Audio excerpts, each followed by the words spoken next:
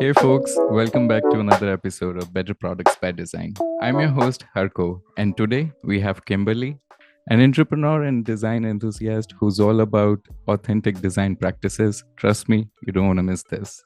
So let me just introduce to Kimberly. She's been rocking the UX world for over 20 years. Yep, you heard that right. She's done a bit of everything, like from designing, laying out content, a sprinkle of front end coding, and even dabbed as a Scrum product owner. For the past 5 years, she's been the guiding force behind a whopping 250 plus UX design team. Talk about juggling. Kimberly is not just about corporate life, though she's smashing it as a director of UX design at Fidelity Investments. On the side, she's whipped up this cool thing called Neuro Atelier. Think of it as a playground where design meets brainy stuff like neuroscience and psychology. It's all about helping design folks think out of the box, make nifty decisions, and just connect better. And a fun fact, she's walked the halls of MIT Sloan, teaching the bright minds there. A powerhouse in sneakers, that's Kimberly for you. So let's just dive right in. Kimberly, what's your thoughts on box checking in design? Hey, yeah, sure. So I have a big thing against box checking. And what I mean by that is just kind of doing something the bare minimum or kind of just to say you did. There's lots of processes that we have and they're developed, in order to help us do good work. But I think it's more important to maintain kind of the mindset or spirit of things than to literally check every box because it it may not always fit in every situation. And especially when you're thinking about human-centered design, it's important to keep those humans in mind and not just kind of get stuck in a process. Yeah, I mean, it's something I feel people are falling into pitfalls of box checking in design. So would you Mhm. like breaking it down for us, how those things work? Yeah, so I guess it can happen in a lot of different ways. I've seen people recently talking about, Figma and how it's a great tool. We all love Figma. It's on top for a reason, right? Adobe bought it for a reason. Mhm. But it is just still a tool. And all these other things are too, like Agile is a methodology that is a tool. And it's meant to help you. It's not meant to be sort of this strict Bible that you have to, follow everything. And I've seen that a lot in Agile. It's a really useful methodology. It needs to be tweaked a little bit to work well with UX design. But there's all these things that they recommend, right? Like daily Mhm. stand-ups and retrospectives and sprint demos and all these things. But if your team doesn't need a daily stand-up, then don't have one. And if your team needs two daily stand-ups, then have two. And add steps to the process, add design visioning, or things that have been kind of left out because Agile was created really with more business and technology in mind and not so much design. So Mhm. it's more about the spirit. Like the spirit of Agile is to be autonomous and to work together, to collaborate, to ship things quick and learn and fail and learn and iterate. And that's the most important part, not the rituals and the documentation and all that stuff. Yeah, yeah. Could you give a example what you would have experienced firsthand, for box checking mentality? Yeah. Well, and it's interesting. This actually just happened yesterday. I was working in a coffee shop, sitting next to someone who had forgotten his headphones. He apologized, but I was like, "It's okay." I just can't help but eavesdrop a little bit. But they were talking about this company. They're going to start asking people to be coming into the office more when it used to be like a remote only company, and so talking about all the benefits of that and how it might work. And then someone piped in and was like, "Oh, talk about inclusion." And this person was like, "Oh, yeah, that." And it was like, no, okay, like that isn't just another box to be checked, right? Like that's a really Mhm. important thing. So that's kind of the mentality that I mean, where it's like, oh, right, we have to check that box. I almost forgot, but it's like, no, that's it's an important thing that you really need to discuss and consider during this whole process. Yeah. And like I just like understand like how this actually impacts both like new users and the seasoned designers out there. hmm Yeah, I think it impacts both. It might be maybe it impacts new designers a little bit more just because when you're new, you're learning. And so those processes might be very helpful to you because it's kind of just a whole new way of working. And but seasoned designers fall into it as well. And you get busy, you fall into bad habits or old habits. So I think and I've I've definitely done it before. Probably, I think we all have. We're not perfect, but I think it's just you have to try to be vigilant about it. Maybe check in with yourself every now and then and just be like, hey, am I actually like keeping the right mindsets and principles and things like that in mind rather than just being like, oh, I filled out this creative brief and I did this ritual and I did that and I did it all in Figma and I use the design system, therefore it's great. Which So may basically not like be. they're having like like a list, grocery list, just checking things out. Yeah, exactly. And it's like those lists can be really helpful. I love lists. I'm a list maker. But but it's important not to just be like confined to it or think, oh, because I completed all 10 items on this list, that means that I did my best work. Yeah. Great. I think like I would like to understand like what would be an importance of like being human when we talk about like these design tools like Figma and all. I've heard like most of the designers just talking about like if they learn Figma, they'll be like good product designers, UX designers out there. And I think Right. like a lot of YouTubers are also like making this thing, sharing tutorials about Figma and how to like push pixels.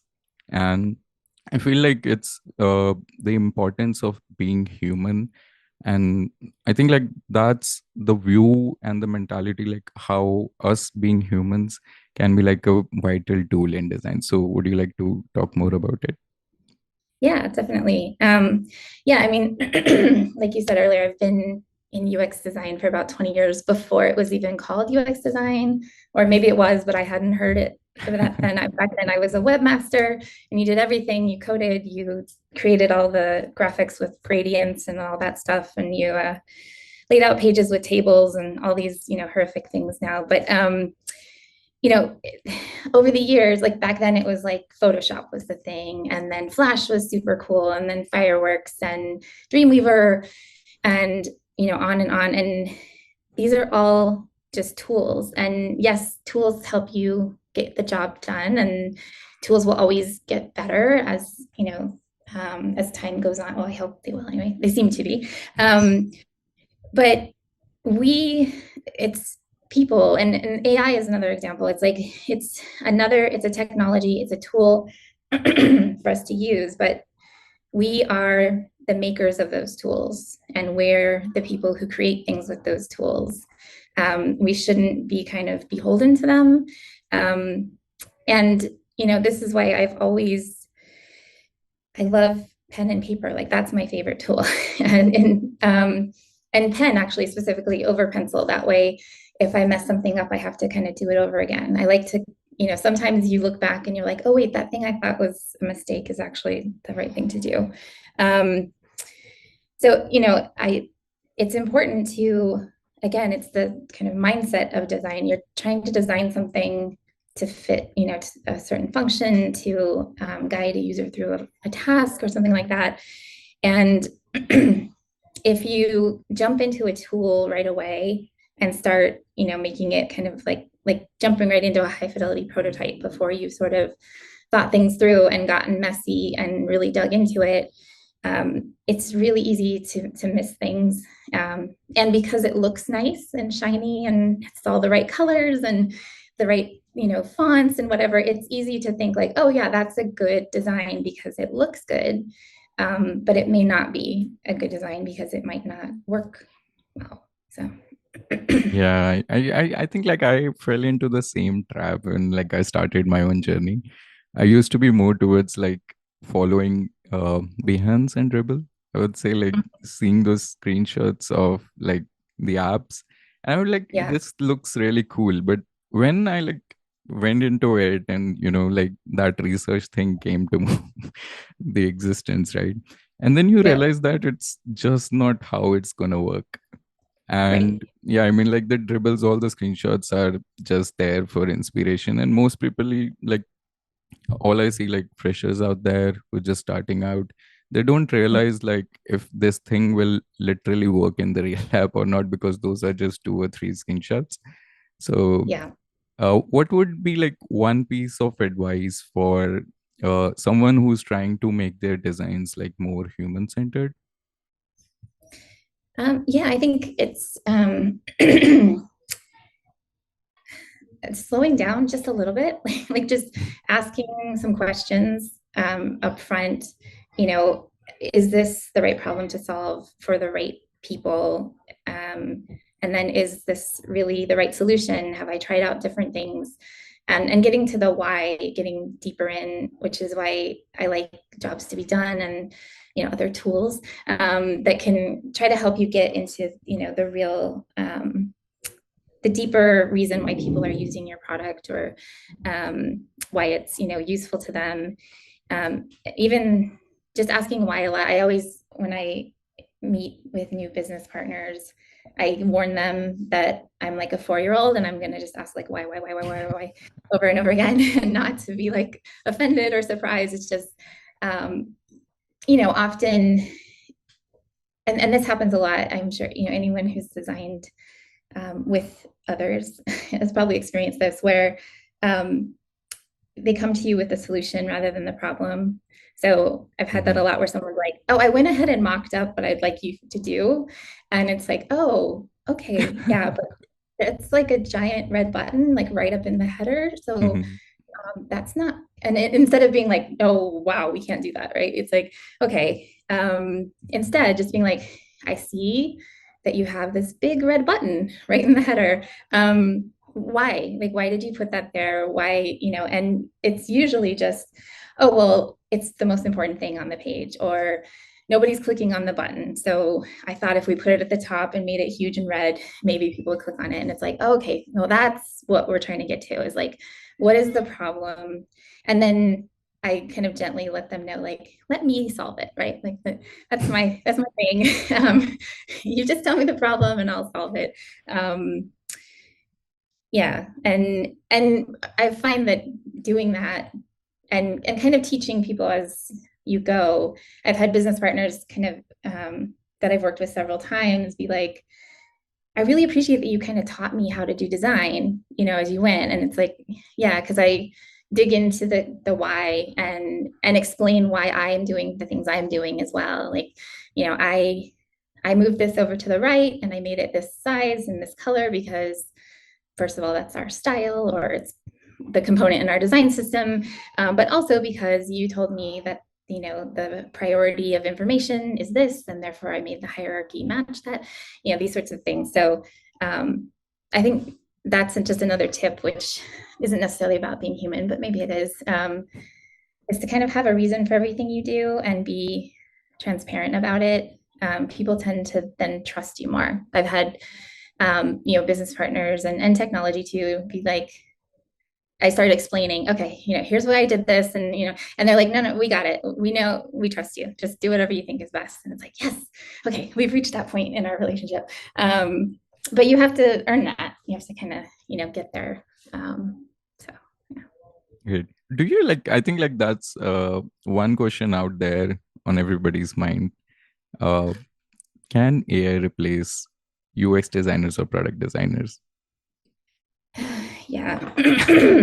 um, Not right now. Maybe, I mean, maybe someday, right? That maybe if AI actually becomes intelligent. So AI is a bit of a misnomer. It's not actually intelligent yet. It's just it's learned a lot of stuff. Which there's a difference between learning and intelligence, and actually being able to like use that information and be creative. And that's what human beings are great at. Yes, AI can, very quickly look at tons of data and images and all these things and learn how to replicate things that it's seen. But it can only replicate things. So whatever it creates can only be as good as the things it's drawing from. It can only be as good as the way that you've taught it to learn and what it's learned. So, human beings have this amazing ability to be truly creative and innovative. And sometimes we don't even know where it comes from. It feels like just like, lightning bolt. An algorithm is not going to have those lightning bolts. It's just, and there's a lot of issues with AI because it's, built by humans and we have our own biases and all these things that we put into it. So, there's a lot of work that needs to be done to really make AI even better than it is now and more ethical and all these sorts of things. But it's kind of going back to that idea of like, just because you can make something look nice in Figma doesn't mean it's a good design. Just because AI makes something and it looks good doesn't mean it's a good design. Now I can see like maybe it can, because I've used some of these like AI logo makers and I'm like, wow, that's actually a pretty good logo. But that's just a visual thing. It's a pretty I don't like, that's an easy task. It's just someone looking at it, trying to kind of think through a really complicated journey that your user is having, and putting yourself like that empathy piece. That's a huge part of it, of being like, hey, how would I feel if I was going through this and having this problem, or and talking to people and learning and all that stuff. It's AI doesn't know that it doesn't know things. We can kind of realize, oh, I don't know everything, and I need to do more research, and I need to ask more questions. AI is just chugging along, doing what it does with whatever it does know. So Oh, like asking like do you think like in like a span of 5 years, like AI will be capable to like replace human creativity? I mean, it reaches to that point where like it just, yeah, I mean, it's more creative than humans because it's able to assess more data as humans can actually comprehend. that's true. Yep. Yeah, I think it depends on kind of how you define creativity, and what you're trying to create and the purpose behind it. Um, I mean, AI is making, pretty big leaps. There's lots of people doing stuff. And um, so, yeah, I think it probably will get better, and will perhaps reach something that is akin to creativity. Um, but it's still going to require humans to be kind of behind the driver's seat.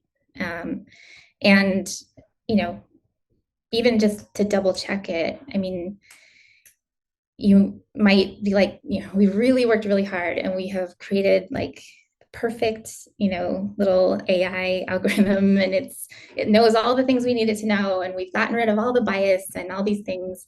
But still someone has to look at it and be like, all right, is it actually good? And we have to do that with our own work, right? Like we can do all this user research and be like, we have the right problem, we have the right solution, and then we get it live and it doesn't actually work the way we thought it would, for whatever unforeseen reason, and we're going to have to double check that. I think AI is great. Again, it's like a tool. It's great at doing things that can be automated. It's great, like you said, at assessing way more data way quicker than a human being can. Um, but we are great at building those bridges, and especially just together, right? I think like a single human being against AI is probably not a fair fight, but if we are working together, and kind of um, listening to each other, listening to understand, learning more about each other, making deeper connections with people, and then working together collaboratively, I think that is going to be very hard for AI to kind of overtake and replicate. Yeah, I hope it doesn't. So Me too. Yeah. Okay. Just like talking about like design tools like Figma. So, uh, what's your like go-to design tool? Like, is it Figma, Sketch, or like what do you use on a daily basis? Yeah, I mean, it's Figma just kind of by default because that's what we have. But really, honestly, I I still use, pen and paper or, or mural a lot. I use mural a ton, especially, throughout my career. Like I have done the visual design. I know about colors and typography and all these things, but that's not my real strength. That's not my kind of go-to um, safe place for me. It's more about information architecture and even the content design, and thinking about end-to-end journeys and like a customer's entire experience with your company as a whole, not just in this particular app that you're working on. Um, and so for those types of problems and visualizing that and communicating that with other people, I don't need it to be beautiful. I don't need it. Figma is great because it has the collaboration part too, which is also why I love Mural. Um, but I think whatever tool helps you get the job done is the right tool. Whatever process helps you get the Yeah, job done, the right process. definitely. Um, and yeah, there are tools that, just like artists say, like you're only as good as your materials. Um, and so, art materials are very expensive. But if you think about, like, just an analogy, if you're trying to have like a solo exhibition at MoMA of your paintings someday, it doesn't matter how much you spend on oil paint and canvas and brushes. It still has to be good art. You still have to do the work and add that something to it.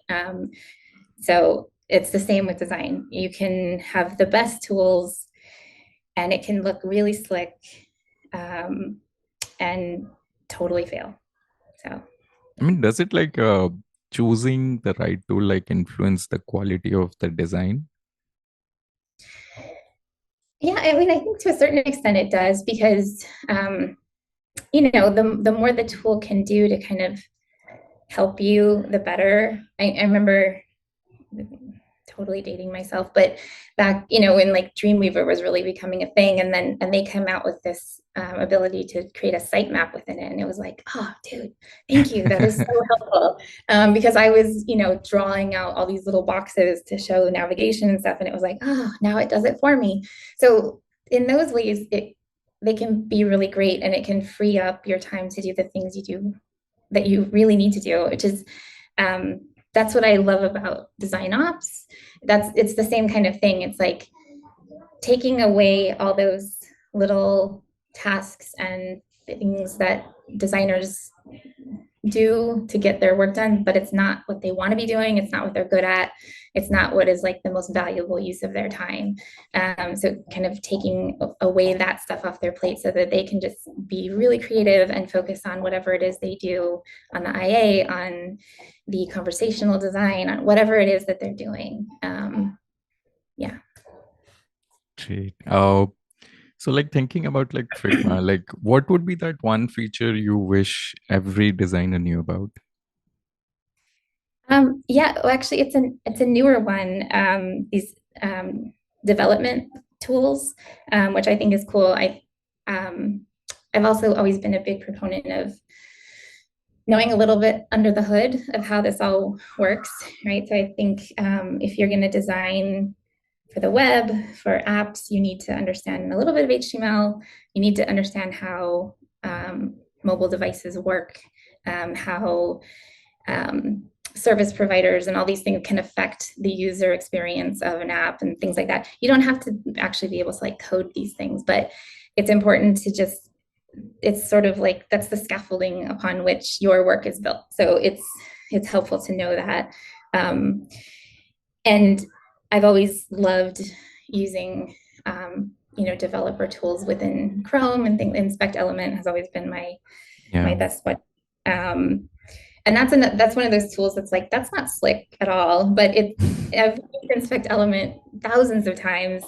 for myself to be like, hey, let me see how this content affects this responsive layout, or let me see if I change the CSS of this a little bit, what happens. But also it's really helpful for working with other people. So, often someone who's a product manager or product owner will come to you with, a novel of content about this product. And they're like, it all has to be on the page because it's all important. And then I'm like, okay, that's cool. We're working in a responsive app here, and we're designing mobile first because that's what we need to do. So let me put this in inspect element and I'll just show you, and it's like your lead paragraph wraps to like 20 lines on, Yeah. mobile device. And it's like, oh, okay, that's not good, right? And then they're like, okay, we're open to cutting out some of this content. Like, great. So I think that's cool. There's, new developer tools, ways that you can get in under the hood in Figma and make it easier to create that code and work with your developer teammates and things like that. Yeah, I think like it's like an exciting tool. A lot of people like have been using, and there's also a lot of buzz about like variables, Figma variables.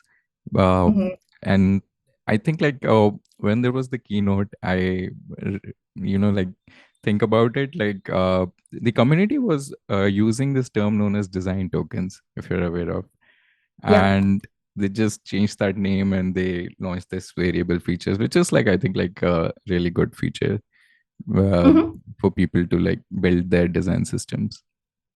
Yeah, definitely. I think, yeah, anytime you can reuse, and, in the content world too, because I've done content design and UX, and I kind of view them all as one big happy family. But, um, there's this idea of create it once and use it everywhere, just for efficiency and things like that. So yeah, using those variables in Figma is great. Yeah. Great. So let's just talk about more about like agile and methodologies that we use in our workflows. So I would like, what are your views on like the limitations of following these methodologies? Like, is it more than just going through the rituals?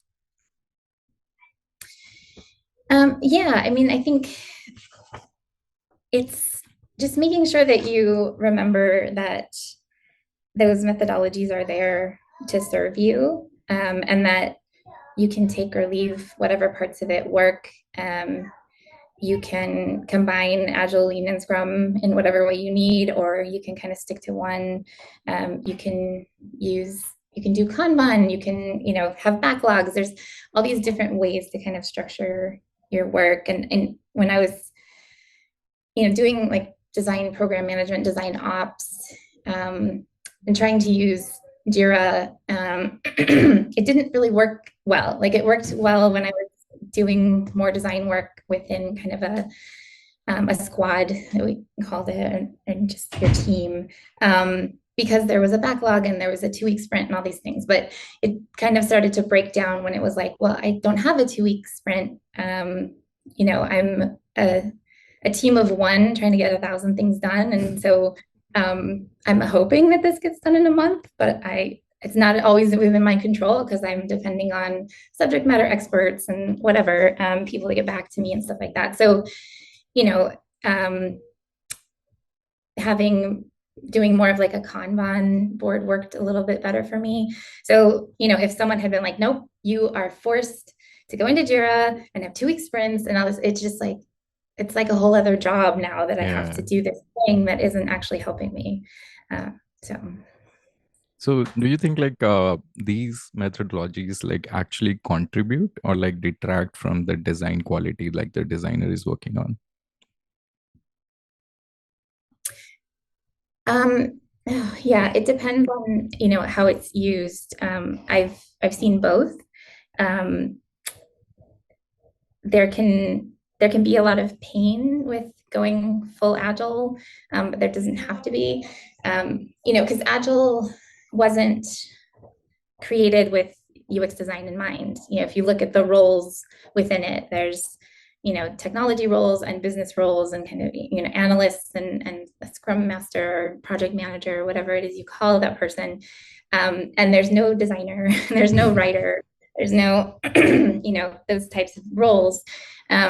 So I've seen teams who are just like, oh, because design isn't specifically listed as a role here, and because it, in this manifesto, it doesn't say that design should have input into our backlog, then we're not going to do that. And we're just going to show it to a designer at the end and be like, can you make sure that the styles are right? That we use the right colors or whatever. And it's like, no, or like, we're going to write all this stuff because nowhere in Agile did it mention that we should consult a content designer or a writer. So we're going to do it as developers and product people and business people. And then we're just going to have that expert content designer proofread what we wrote, which is like, no, that's not how it should be done, right? So again, it's like the spirit of Agile is great. And I've seen teams too that do embrace that and do have design working up front in those things to plan future work, to do visioning, so that they're making sure that they're keeping that human-centered approach from the beginning, that someone is asking the hard questions of like, why are we doing this? For who are we doing it? Is it really the right thing to do? And you're going to have MVPs and all this stuff. You're going to be shipping fast still and learning. But at some point, you have to have somebody looking at it and being like, okay, so this is our minimum viable product. Viable being, I think, one of the most important words in that. I've seen lots of minimal products go out and without the V. But that requires that you have an ideal state you're working toward, or like some sort of vision where you're like, okay, we can't get there right now for whatever reason, because of technology, because of time, because of money, because of legal or compliance or regulatory, whatever. There's lots of different reasons why you can't put out what you think is the best thing. But you still need to have that thing in mind, because incremental improvements, like what are you incrementally improving to get to, right? Yeah. So, yeah, that's something I've seen when teams miss that, then they end up just doing a bunch of work. And then when they do kind of go back and look at the analytics and see like, oh, this isn't working. like we thought that doing this, we had this hypothesis that by adding these features, we would bring in 20% more customers, or 20% more of a certain type of customer that we're trying to target. And it's not doing that. And now we have to figure out why. And, a designer at the beginning could have been like, okay, if we really want to do that, let's research some ways that can actually get that done. And then it's like, okay, well, we can't do 3 out of 4 of those options, but we can do the best we can. And then, work towards it. So I think, everyone has different motivations and different things that drive them. So product and business people have their own KPIs that they, and just their world that they look at. They're looking at conversions and optimizations and funnels and all these fun things. And that's their world. And they might, have some understanding of user experience and user-centered design, and that's great. And you have technology, and that's their world. They know the design system inside out and the APIs and all this stuff. And then designers, it's our world to think about our users, to have empathy, to ask these questions, to try to solve problems. And so, we all have our different motivations, and both intrinsic and extrinsic. So if we all work together, I think we can get to a great place. But if you kind of ignore, I guess it's like three legs of a stool, right? You have like the product number people and the technology, like coding people, and the developers, human people. And if you miss one of those, the whole stool falls over. So yeah. And like thinking about like these methodologies, like do you think like we need to specifically like there should be like a design specific adaptation like to the project, and we cater it to the needs like how the project should be like according to the outcomes like what we want from the product to be like. Yeah, it definitely. I think it's because it's not kind of already baked in, and you know, I've seen what has worked well is when a team kind of gets together and is like, how are we going to work together? Like, how are we going to use this process and these rituals to do the best work we need to do, given all the strengths and talents and weaknesses, whatever that we have on this team. Um, and that's where, if that's not box checking, right? Like that's really thinking and kind of, digging into the methodology and taking it for, what it's worth, and using what you need. Um, if you I'm a huge advocate of, just in general, anytime you're working with people, of just sort of getting together, like drawing a line in the sand and defining everything up front, right? Like even working on, thinking about like design principles. Like if we're trying to scale quality design, it's like, okay, it should be human first, it should be simple, Mhm. it should be cohesive, all these things. And like none of those things are revolutionary. I didn't make any of those up. They are, kind of direct derivations of the UX honeycomb that I first saw 20 years ago. But it's important that everyone's on the same page. So even just within your design team, making sure, like, what do we all mean when we say simple? What do we all mean when we say that our brand or our tone of voice when we're talking to our customer is warm and friendly and things like that? Like, what does that actually mean? And so that's helpful in any situation. But if you're kind of standing up a new team, or even if you're realizing like our team's a little dysfunctional, let's like step back and just kind of, start over a little bit and say, okay, let's go over again, like what are our roles and responsibilities? You can do the racy thing, who's responsible for what, who's accountable for what. That can be helpful. And just defining terms, being like, when I say design, this is what I mean. When I say simple, this is what I mean. When I say whatever. And having the other partners do that too. When a business partner is like, when I say we need to meet this KPI, this is what I mean. And some designers will be like, what is a KPI? Right? It's like, so I think you can never, and it doesn't take long, right? Like you can spend 5 minutes just being like, here's how we're defining all this stuff, and here's how we're going to use this process. And then let's check back in with each other periodically and be like, is it working? Is it not? Do we need to add something? And it's a debate that's raging everywhere. Like, I don't think anyone has figured out the perfect solution to making Agile and UX play nice together. But there's a lot of smart people thinking about it and trying things out. And so I think we'll get there. But it just goes back to showing like there is no perfect process. There is no perfect methodology. There's no perfect tool. It is up to us as creative, like amazing humans to take all those things and do something great with them. Great. I think it's like diving deep into like how we want to solve the problems, understand the parameters going into it, and then thinking about all the things like how the solution should be. So I feel Mm-hmm. like it's really hard to like follow any methodology. And then Yeah. maybe like when you're working in a team, it's better when, like having agile to have everybody on the same thing.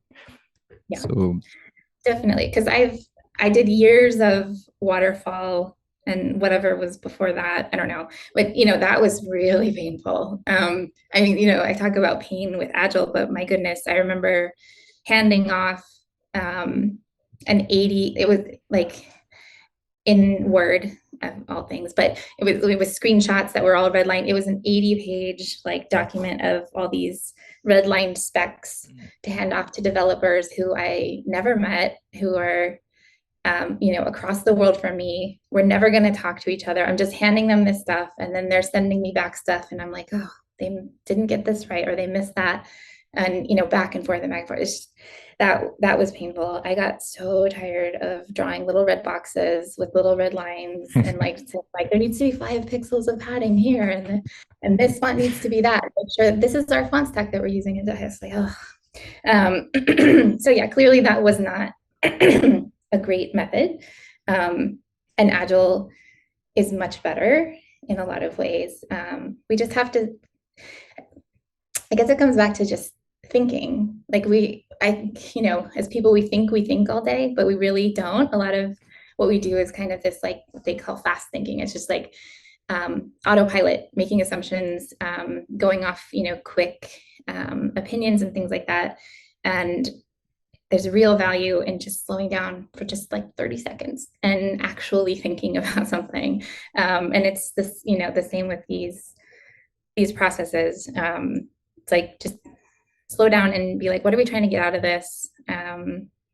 What do we think will meet our needs? And then maybe a couple sprints later, a couple of months later, 6 months later, whatever, next quarter, getting together. And that can be part of your retro, like not only, what worked well with the features we did or what have you, but also just, is this whole thing working for us or not?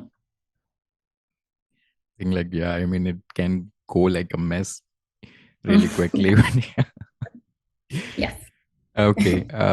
So let's just dive into like diversity, equity, and inclusion efforts. So I just want to know like what's your perspective on this in design teams? Yeah, I think again, it's nothing revolutionary that no one else has said or thought of before, but it's diversity, equity, inclusion is important in design teams for multiple reasons. I mean, partly, and this might go back to different people's different motivations, but like it's the right thing to do, right? Like there's that part of it. Which is like the argument for accessibility too. It's like it's the right thing to do, so we should do it.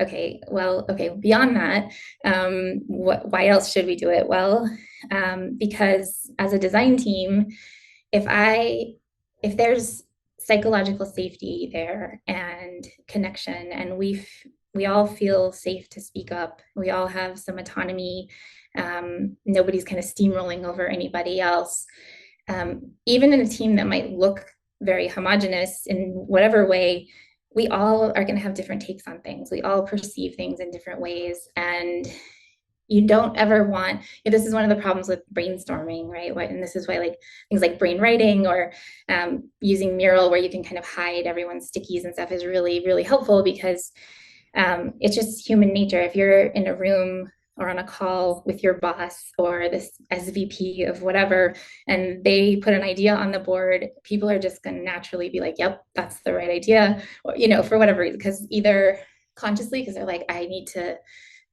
be backing this person, or subconsciously just being like, oh, that person is, pretty high up and they're pretty smart and they've More been doing this for a long experience. time. Yeah. Yeah. So they probably have the right answer. And it's like, not necessarily, right? Like nobody has the right answers all the time. And you don't ever want, people to kind of, there's sort of like consensus being built around an idea and, around a solution or whatever it is you're talking about.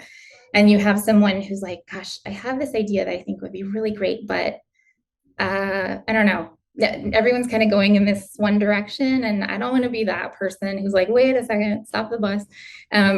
But that could be exactly the thing that everyone needs. That could be the exact right idea, the right solution. It could be, design teams talk a lot about like how do we be innovative, right? Like we have design systems and we have our users that we either have personas or we use jobs to be done or whatever it is to try to understand our users and how to solve things for them. But like, where does innovation really come from? Because it doesn't necessarily come from incremental improvements, but it comes from human beings. It comes from that like amazing spark that just comes out of nowhere, and it comes from bravery. You have to, it's pretty brave to stand up and say like, hey, I have this idea that is like totally different from everything else we've talked about. And I'm just going to tell you that you can think it's crazy. It might be the wrong idea, but I'm just going to say it. I mean, how many amazing things have happened throughout human history because somebody did that? And how many times have amazing things been, pushed down and lost for hundreds of years or centuries because people weren't allowed to do that, right? So, um, yeah, it's getting a little more like big and philosophical and macro there, but uh, but the same thing can happen on your design team in a small team, um, and then also it's just and this is one of the dangers I see in personas, because again, it's a tool. It's meant to kind of try to get you in the right headspace, to try to get you to understand and have some empathy for people.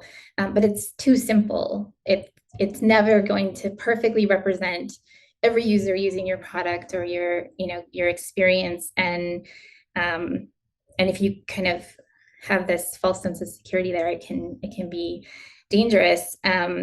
So even if you have, again, like what seems to be a pretty homogenous user base, like you're like, okay, this product is only for, I don't know, engineers creating dams on rivers that are this site, whatever. Like it's, even if it's like this very specific group of people and they're the only people using this, there's still differences there. And and the more you can hear different opinions and different points of view, the more you can get comfortable with that, because we're not our brains aren't naturally comfortable with ambiguity. We like things to be simple. We like things to be black and white. We don't like gray.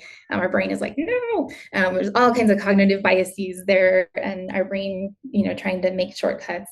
But the more you are exposed to different people, either you're talking to your users or having different people on your team, the more creative you're going to be, and the more different ideas you're going to hear, and just the more you're going to understand humans in general. I mean, we're very complex, and it's one of the things that is so great about traveling to different places and actually experiencing different cultures, right? Like it really opens your mind and broadens your horizons. And the more you do that, the better designer you're going to be.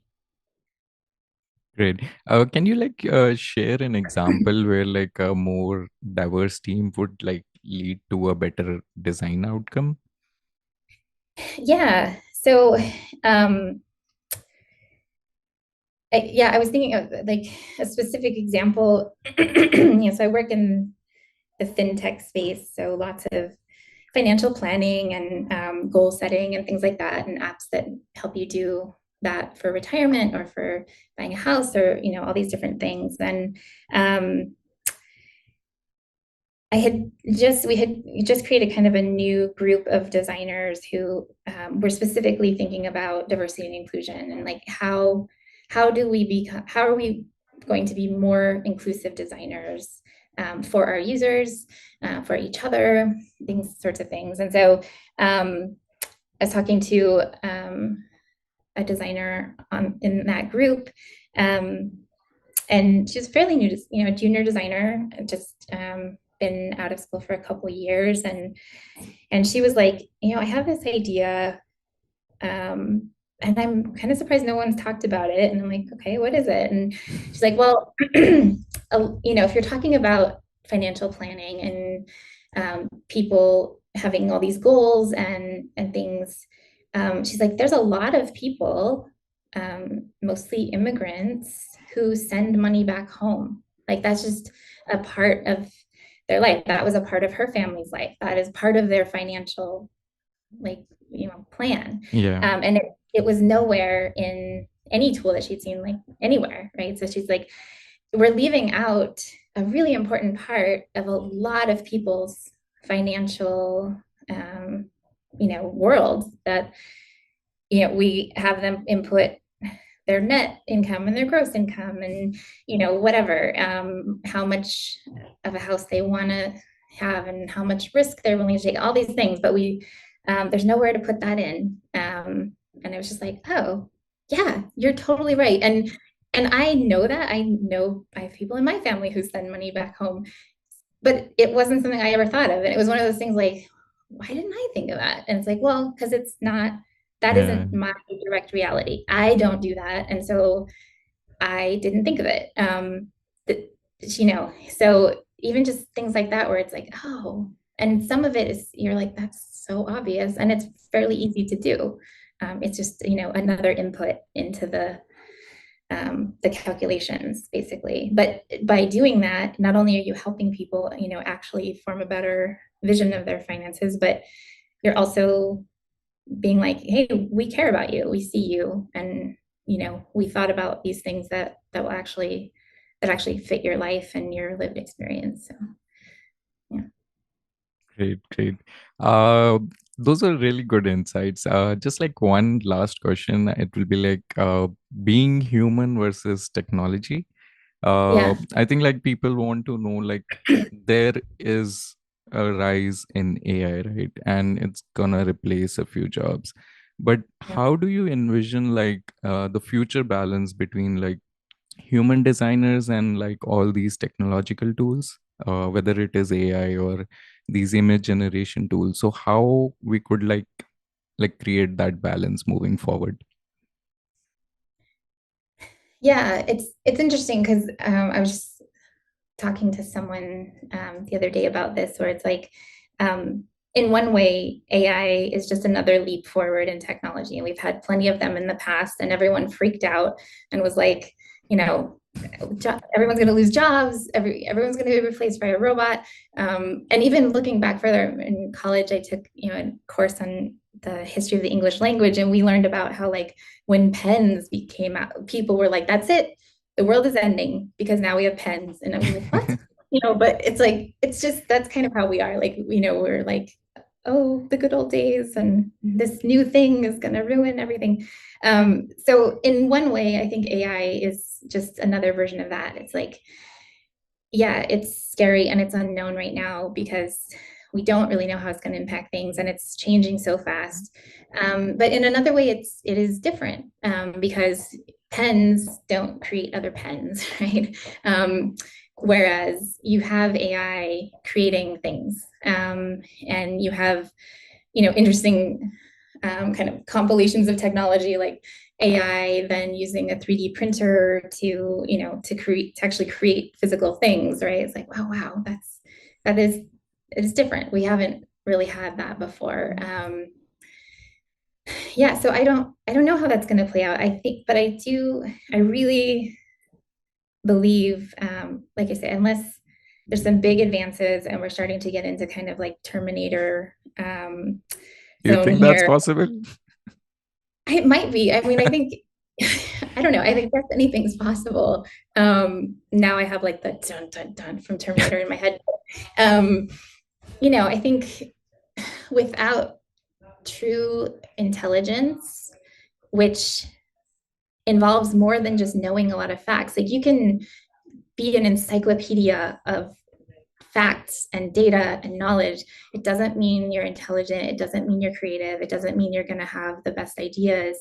Um, that intelligence is something beyond that. And even just, in adult development and in, andragogy, which is just a fancy term for adult learning, there's different kind of stages of learning. There's like just acquiring facts and knowledge. That's like the base level of learning. And yes, it's important. You have to memorize it. Like if you're learning a language, you've got to memorize some words and the grammar Yeah. and the alphabet or whatever. But just memorizing the alphabet isn't going to make you a fluent, bilingual speaker of a new language, right?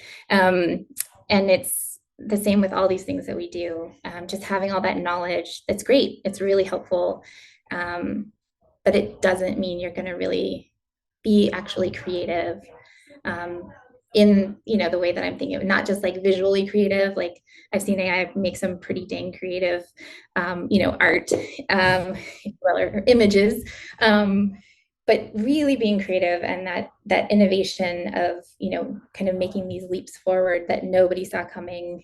Um, I don't see that happening in the near term, and I think there's people talking about this, like there was an industrial revolution, then there was sort of like a knowledge revolution, and now kind of the next step is like this creative revolution, right? Where it's like it's no longer kind of the knowledge workers who are at the top. It's the creative people who are really using their brain to its fullest, because we're very complex. We still don't know how Yeah. our brain actually functions, right? Like, and yeah, so I think there will always be a need unless something, yeah, like really crazy happens, like, sentient, truly intelligent.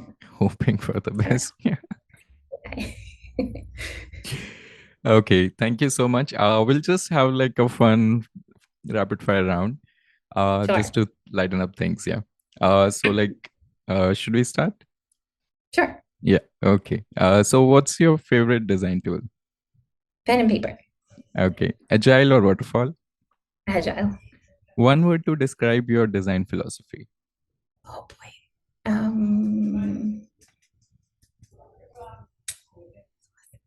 Hmm. Quick, quick. Yeah, I know. Rapid fire. Um, I'm thinking too much. I guess question everything. There you go. Okay. Coffee or tea during crunch time? Coffee. Most impactful book you have ever read? Oh boy, you're talking to a word nerd here. This is tough. I would say recently, How Will You Measure Your Life by Clayton Christensen. That was really interesting professionally and personally. But then as far as just inspiration and like loving humans again, I'd say like The Alchemist by Paulo Coelho. Oh, wow, that's my favorite too. So, Is it? okay, a technology you think is overrated. Voice control, like Siri and all these things. I have it Siri is like my dumb these days, to be honest. Yeah. yeah, yeah. It's like I have it on my watch and stuff, and it's like, I'm sorry, I didn't catch that. I'm like, I'm not talking to you, Yeah. Yeah. Okay, last one. Like one human quality you wish AI could possess. Hmm.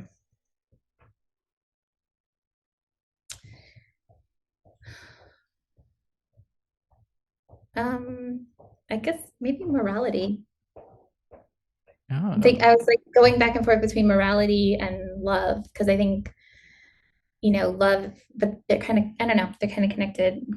I think, I genuinely love learning about people and how intricate and weird and crazy we are. I love that. And I think that would be cool if AI did that. But I think it's really important for morality, ethics, or whatever you want to call it, to be there. Again, great. avoiding the Terminator situation. Right? Let's see where it takes us. Yeah. Okay. Thank you so much, Kimberly, for showing Yeah, up. thank you. It has been like a great conversation. Phew, that was incredible conversation, wasn't it? If today's episode resonated with you, make sure you share it far and wide. Let's keep the momentum going on Better Products by Design. For our next episode, we'll have Leticia, founder of the Iterate UX community. Trust me, you don't want to miss that one. Until next time, folks, keep your minds open and your pencil sharp. Catch you on the flip side. Peace.